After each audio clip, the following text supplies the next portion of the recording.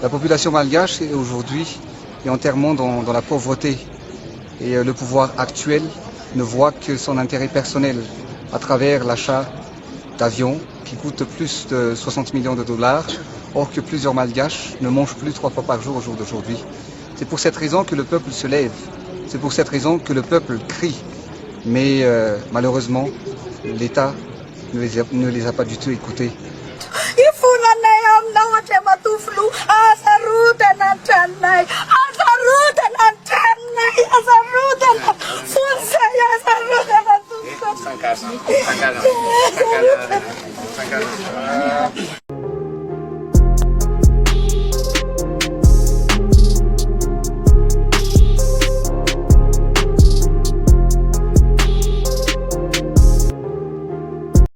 Faly miarabatsika jiaby ndray mpanaraka ny chaîne ity vaovao malagasy. Araka hitantsika amin'ny alalan'ny sary zao fampitahana ny filohan'ny Frantsay Emmanuel Macron sy filohantsika malagasy Andry Rajoelina. Ho jerentsika misimisy kokoa zany fampitahana sy faneho-kevitra zay fa andeha aloha tsika hiverina amin'ny faneho-kevitra nataon'ny filoham-pirenena Andry Rajoelina teo tamin'ny raharaha 2024 fanonganam-panjakana izay. No mafisy zareo manko anatin'ny vidéo teo io fa hoy Andry Rajoelina tamin'ny 2024 fanonganana Ravalomanana teo amin'ny fitondrana ao anatiny fahatrana tanteraka ny vahoaka malagasy ankehitriny nefa ny mpitondra ankehitriny tsy mahalala sy tsy misaina ny ho azy manokana. Mbola nividy roplanina mitentina 60 millions de dollars nefa ny vahoaka ao aminy tsy minambary intelo isanandro intsony. Noho izany indrindra no mahatonga ny vahoaka mijoro miekeka nefa ny mampalahelo dia tsy miheno zany ny mpitondra tamin'izany fotoana zany hoy ny mafia reto Andry Rajoelina nitarika fanonganam-panjakana izany. Zay manko nahelany zareo tamin'ny vahoaka tamin'izany dia lasa vaongana manko izy nefa raha jerena tsotsotra zany ny tantara dia anisany filoha teo aloha Marc Ravalomanana ny kolokolo nampisy zany Republikan'i Madagasikara ho planina zany. Hitantsika amin'ny alalan'ny sary zao samby niaiky ny firenena rehetrarehetra fa hoe ity filoha Marc Ravalomanana ty anisany niasa tsara izy hoe natenenjareo manko hoe nampifangaro ny volam-panjakana sy ny volana nefa ny hita zany fa diaboliser zareo mihitsy ny vahoaka ka nahomby ataontsika hoe tolona zay natao zareo zany. Hitantsika amin'izany zao amin'ny fampitahana hiverina antsika amin'ny resaka fampitahana zay mauvais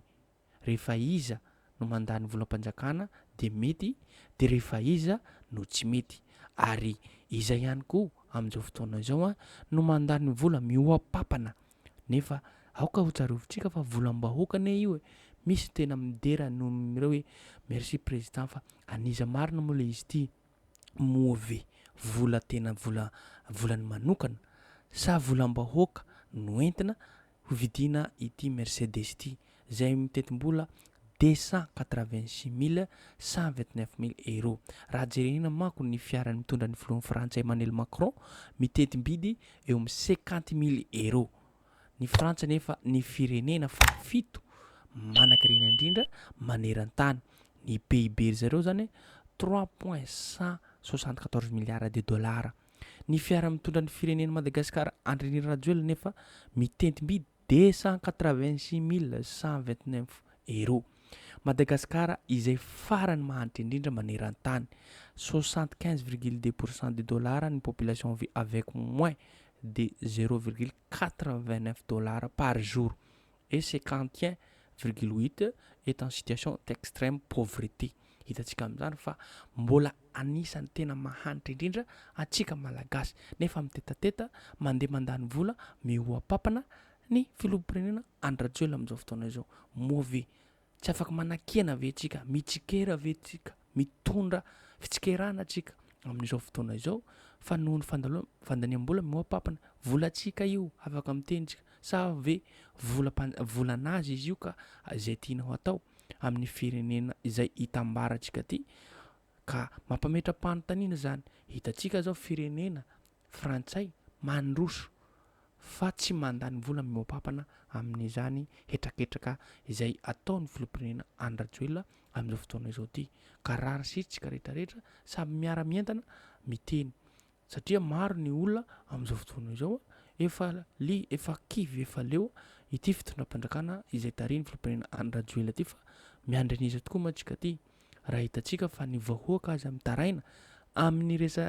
ohatsaka hoe ny tanànany esorony amin'ny tanànany zay anamboarany maro olona reo mitaraina tsy olona anankiray roa telo na 10 na 10 amina arivony amina 2 arivony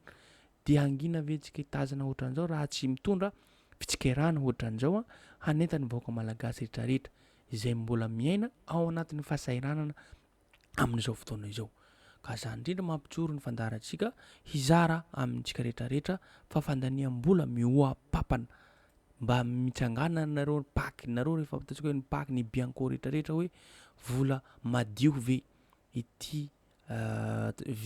vidin'ny tôbily Mercedes ny filompirena Andry Rajoelina ve ty sa an'ny fanjakana malagasy ve ty mitovy ihany koa amin'ny natao ry zareo tamin'ny filoha taloha Marc Ravalomanana fa hoe avion'ny filoha Marc Ravalomanana ve io sa avion'ny fanjakana malagasy ka zany mampametra-panontaniana ho antsika rehetrarehetra tsy akanavaka zany tokony handeha zao ny fanadiadiana lalina mahakasika an'ity filoha Andry Rajoelina ty inona ary ny antony mbola atahoran'ireo manamboninahitra na mbola atahoran'ireo olom-pirenena izay nandalo na resaka politika zany na resaka fiainam-boaka amin'ny ankapobeny zany ka raha sitry ny olona maneho hevitra zany ihany koa tompoko lahy sy tompoko vavy no afaka nozaray amintsika eto dia azadino hatrany ny miabone na manao zay na manao commentaire ahafahantsika matsatary zavatra zay eto manko misy sary zay ataontsika hoe indrisy fa fahatsiarovana tamin'ny filoha taloha Marc Ravalomanana izay ny kolokolo izay nanao ny asana tsakany sy andaviny tamin'ny fitondrana ny vahoaka malagasy zany raha jerena za tantara efa ela atsika no niova be raha mbola filoha taloha Marc Ravalomanana no nitondrantsika averontsika indray efa ela atsika no nandroso kokoa raha mbola nijanona teo filoha taloha Marc Ravalomanana raha mpitahaina amin'izao fotoana izao filompirena Andry Rajoelina fa potika tanteraka ny sehatra rehetrarehetra izay iainany vahoaka malagasy secteur rehetrarehetra zany na io resaka fahasalamana na resaka fandriam-pahalemana resaka ekônômia sosialy rehetrarehetra dia idiran'izay simba potika tanteraka ka inona no andrasantsika mbola hiandrino zany tsika ty amin'ny raharaha-pirenena raharaha politika raharaha sosialy-mbahoaka zany inona zany no andrasantsika koa